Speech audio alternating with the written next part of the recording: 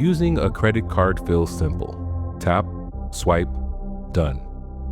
You get what you want now and maybe earn some perks along the way.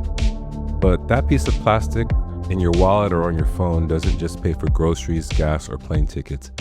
For millions of people, using credit cards is a way of everyday life. But what most never realize is that behind every credit card is a company with enormous political power.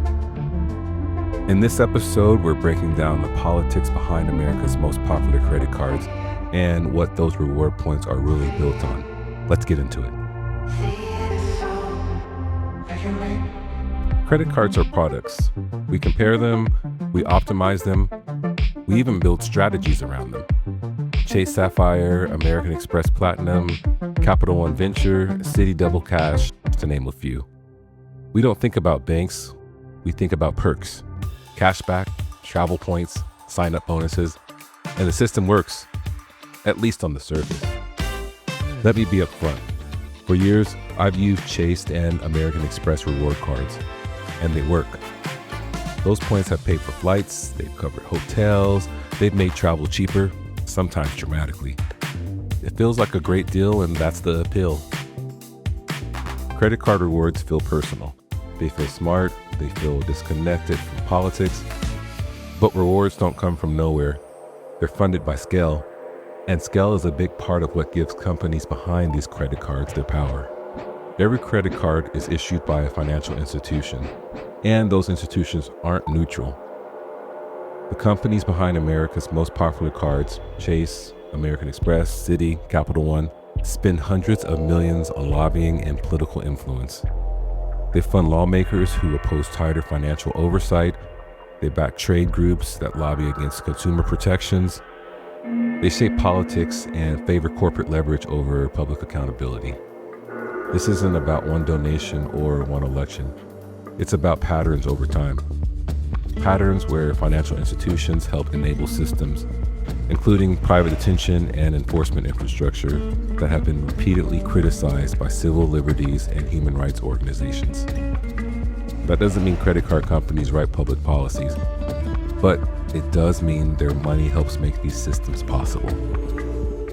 Here's what makes credit cards different from most products. When you buy something, your money leaves once. When you use a credit card, you're feeding a system continuously with transaction fees, interest, interchange revenue, annual fees. Every swipe reinforces the same institutions again and again. Rewards feel like benefits, and a lot of times they are. But behind them is a machine designed to generate profit, and some of that profit is used to grow political influence through scale. Let's take a look at the Democracy Risk Scorecard. A quick reminder, the scorecard looks at three things: political spending, lobbying influence, and alignment with democratic accountability. Here's how the companies behind America's most popular credit cards stack up. Chase, American Express, Citi, and Capital One all land in the high-risk zone. They combine massive lobbying budgets with long records of backing policies and lawmakers that weaken oversight, labor protections, and voting access. The majority of cardholders don't know this, and most wouldn't agree with those outcomes, but their spending helps make them possible. Now, let's look at the low-risk and pro-democracy options. If you want a true low-risk alternative, nationwide credit unions like Alliant and PenFed offer real reward cards with minimal political entanglement.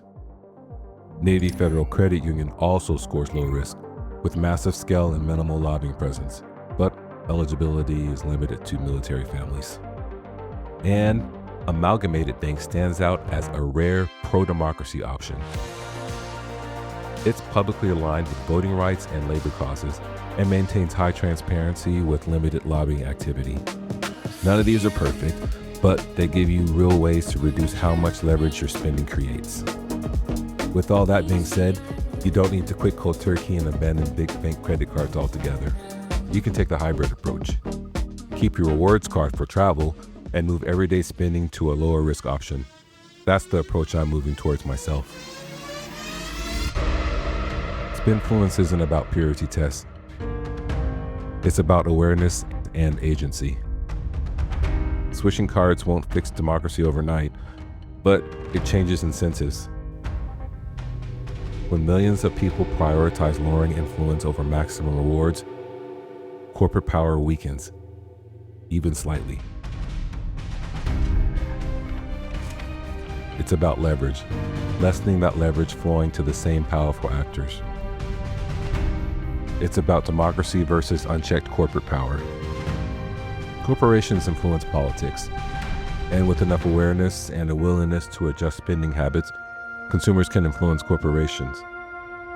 It's time to start viewing our dollars as votes and spending them like democracy depends on it, because increasingly it does.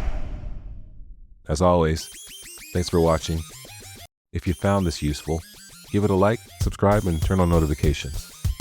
Stay safe, take care, and see you next time.